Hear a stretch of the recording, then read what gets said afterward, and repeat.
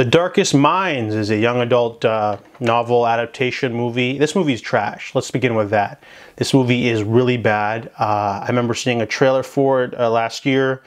They use like this song in the trailer. It makes it seem really cheesy. That's why I didn't want to pay for it. So I bought it from the library. And I think I had a friend with me who thought the movie looked interesting. However, in the trailer, the one character with telekinesis, he sort of like romantically lassos the main character to him. I don't think that was even in the movie, so that pissed me off right there. But that's not the reason why I don't like this movie. The Darkest Minds is incredibly derivative.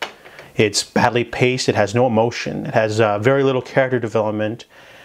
Basically, the plot of this movie is that there's this virus that kills off 90% of the children. And the remaining 10% have powers, varying power levels. They're all color-coded, so greens are smart. You got your yellows who can do electricity manipulation. Blues, I think, can do telekinesis.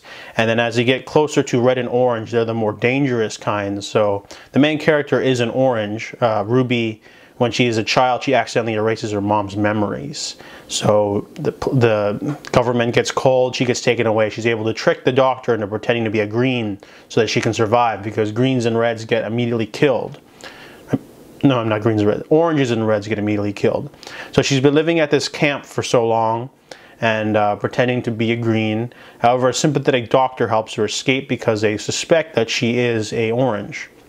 So she's able to escape. However, she has a weird assortment of powers. She can touch people and learn about their backstories. And once in a while, she can erase memories, only, you know, when she learns to control her powers. So she realizes she can't trust the League. There's this group of adults who are trying to fight the evil government who are kidnapping children. So she runs away and she literally bumps into a van full of kids. There's Chubbs, he's a green, sassy. There's Suzumi, or Zoo. She controls electricity, however she doesn't talk. She's like the little kid sister of the group. And then there's Liam, played by the guy from Beach Rats. However, he's trying his best to do a Nick Robinson impression and he's failing. So these characters are a makeshift family. They're on the run. They're trying to find the Slip Kids group, because the Slip Kid is like this legendary figure, rebel who's escaped the government 4 times. And he apparently has a safe haven of children. And they spend most of the movie just sort of trying to do this, and then they get to the camp. This movie just doesn't have anything going for it. The villains are really one-dimensional, really bland. So are some of the kids. I really hated the fact that Suzumi, the little Asian girl, she basically she gets shafted at the end. A character says like, oh, she's safe, and then she's never shown for the last like half hour of the movie while everyone else continues with the story.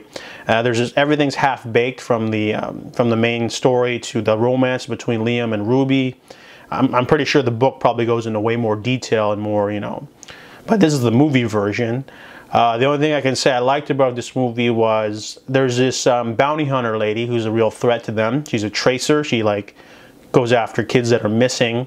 They have 2 really good sequences, and one in a car and one just like an action sequence. Other than that, though, yeah, the direction by Jennifer Yu Nelson isn't really played up as well as in her Kung Fu Panda days, Kung Fu Panda 2. And yeah, the movie just kind of like, it feels like it's going through the motions. They just took a book, said, hey, it's kids with powers, people like that stuff, and we don't need to like have any like themes or any like good character development. Just kids with powers, just throw in a heavy dose of decent looking visual effects, and the movie feels like that movie, what's it called? The one from 2009, Push. It's more about the powers and the kids, and the movie just completely fails. Bradley Whitfield's in it for less than 5 minutes, so is Mandy Moore. The movie has a really bad ending. It feels like it's trying to set up, you know, a trilogy, but the movie just doesn't hit all the right marks, even though the acting is okay. I wasn't even like particularly excited to watch this movie. It's just that my friend seemed interested, so I wanted to let her know how it was. So I give this movie, The Darkest Minds, I'll give it a 2 out of 10.